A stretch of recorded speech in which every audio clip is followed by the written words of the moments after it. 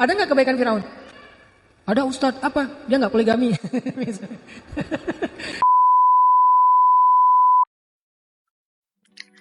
Assalamualaikum warahmatullahi wabarakatuh. Hai. Pernah gak sih kalian tuh ngerasa terjebak dalam rasa khawatir yang berlebihan tentang masa lalu? Galau tentang jodoh, pekerjaan, atau menyesali keputusan di masa lalu? Menurutku pertanyaan ini wajar gak sih? Apalagi dalam Islam sudah menemukan semua jawabannya, bukan sekedar doktrin, tapi sebagai mekanisme self-healing yang nyata.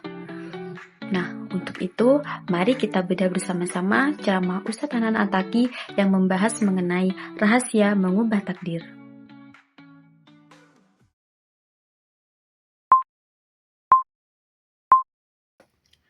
Di sini Ustadz Hanan Attaqi menggunakan satu hadis utama sebagai fondasi untuk membahas konsep takdir, qada dan qadar. Apa nasihat Nabi dalam hadis riwayat Al-Baihaqi dengan derajat sahih? Kata Nabi, al-iman bil qadari wal qada yuzilul hamma wal hazan. Ternyata kata Nabi, beriman kepada qada dan qadar atau takdir kalau bahasa kita akan menghilangkan alham dan hazan. 2. Ustadz Hanan Attaqi menafsirkan hadis ini dengan fokus yang sangat aplikatif, terutama untuk audiens anak muda. Kehidupan kita, ternyata beriman kepada takdir itu obat hati. Ternyata beriman kepada takdir itu adalah self healing. Ternyata beriman kepada takdir itu adalah awareness yang paling tinggi. Kalau kita nggak belajar takdir, kita nggak punya awareness tentang diri kita. Jadi bisa disimpulkan bahwa takdir itu bukanlah doktrin yang memaksa, melainkan sebuah mekanisme untuk penyembuhan diri. Ustadz Hanan Attaqi juga merinci makna dua penyakit hati yang dihilangkan oleh iman kepada takdir, yaitu di mana alham dan juga al-hazan. Apa itu ham? Ham itu adalah khawatir tentang masa depan. Itu hamun, bahasa Arab. Mengkhawatirkan masa depan, menggalaukan sesuatu yang belum terjadi, itu namanya hamun. Sedangkan hazan itu menyedihkan atau marah, terluka, nggak nerima, protes, sedih tentang masa lalu. Jadi kalau ham itu sedih tentang masa depan, kita sebutnya galau, khawatir. Kalau hazan sedih tentang masa lalu. Di sini Ustadz Hanan Attaqi juga membedakan 3 tingkatan penerimaan takdir, yaitu beriman itu lebih tinggi daripada sekedar percaya ya. Karena beriman itu bukan hanya menerima takdir, tapi percaya takdir itu yang terbaik udah.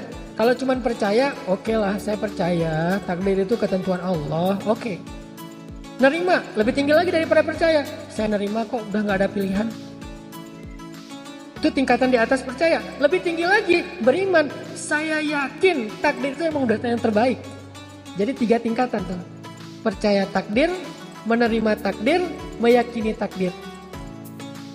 beliau menafsirkan bahwa merubah takdir itu bukan berarti menentang umul kitab atau lauhul mahfud, melainkan merubah keadaan takdir melalui ikhtiar dan doa. Ajalnya, rezekinya, bahagianya, sengsaranya kan udah dicatat semua. Terus yang dihapus yang mana? Jadi teman-teman, yang dihapus itu adalah kata para ulama tafsir keadaannya. Nah, apakah sesuai sih dengan konteks sosial jamaah? Iya, penafsiran ini sangat sesuai dan relevan dengan konteks sosial jamaah yang mayoritasnya adalah anak muda atau Gen Z. Dai secara eksplisit membahas masalah umum anak muda seperti galau memilih jurusan, masalah pertemanan, jodoh, bahkan mengenai isu-isu yang ada pada jati dirinya. Masalah umumnya kita tuh anak muda tuh ya galau tentang masa depan, galau tentang memilih jurusan, memilih fakultas, galau tentang masalah pertemanan, circle, galau tentang jodoh pastinya, itu yang paling sering. Nah, hal ini menunjukkan pemahaman yang mendalam tentang tantangan psikologis dan mental yang dihadapi oleh audiens, terutamanya Gen Z. Dai juga menggunakan bahasa yang akrab seperti life hacks sebagaimana yang disampaikan oleh beliau dalam video ceramahnya.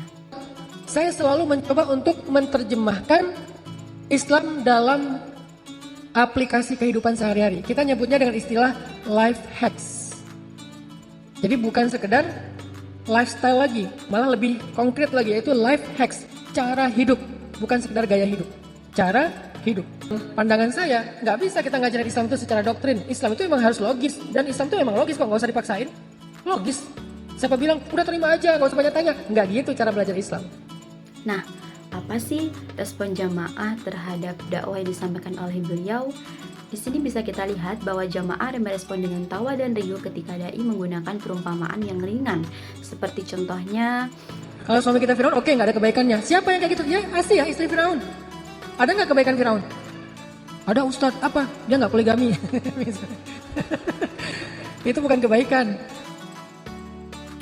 oke teman-teman, mungkin cukup sekian pembahasan mengenai mengulik-ngulik isi dari dakwah Ustaz Hanan Attaqi dan bagaimana sih respon jamaah terhadap pesan dakwah yang beliau sampaikan. Oke, mungkin cukup sekian. Kurang lebihnya saya mohon maaf. Wassalamualaikum warahmatullahi wabarakatuh.